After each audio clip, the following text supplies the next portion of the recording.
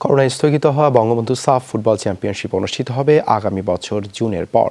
কাল সাফের কংগ্রেস সভা শেষে নির্ধারিত হবে চূড়ান্ত দিনক্ষণ। বঙ্গবন্ধুর জন্ম শতবার্ষিকী ও স্বাধীনতার সুবর্ণ জয়ন্তী উদযাপনে টুর্নামেন্ট আয়োজনে বিশেষ আগ্রহ সাফের, তবে এখনও মেলেনি বাফুফের সম্মতি। এদিকে নতুন বছরে বয়সভিত্তিক 4টি আয়োজনের পরিকল্পনাও রয়েছে সংগঠনটির। জাতির জনক বঙ্গবন্ধুর জন্মশতবার্ষিকী উপলক্ষে সাফ ফুটবলের বিশেষ আসর, যা এ বছর সেপ্টেম্বরে ঢাকায় অনুষ্ঠিত হওয়ার কথা ছিল, তবে করোনায় তা অনির্দিষ্টকালের জন্য স্থগিত করা হয়।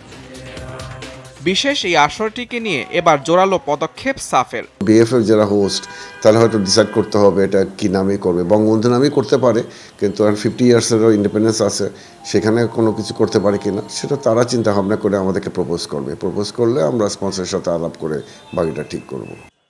যার চূড়ান্ত দিনক্ষণ জানা যাবে সোমবার সাফের কংগ্রেস শেষে।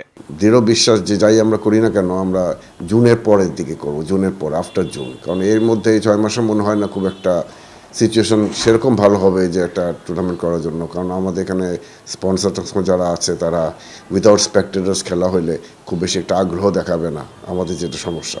তবে শঙ্কা অংশগ্রহণকারী দেশগুলোর ঘরোয়া ফুটবল ও আন্তর্জাতিক ফুটবলের ব্যস্ততা নিয়ে।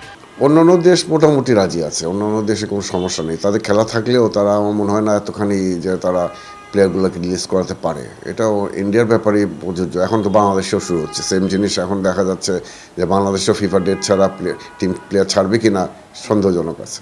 তবে স্থগিত হওয়া 4টি বয়সভিত্তিক আসর আয়োজনের আর কোনো সম্ভাবনা নেই। নতুন বছরে সাফ অনূর্ধ্ব 15 ও অনূর্ধ্ব 18, নারী সাফ অনূর্ধ্ব 16 ও অনূর্ধ্ব 19 আয়োজিত হবে বলেও নিশ্চিত করেন তিনি। মুজরাবিন তারেক, যমুনা স্পোর্টস, ঢাকা।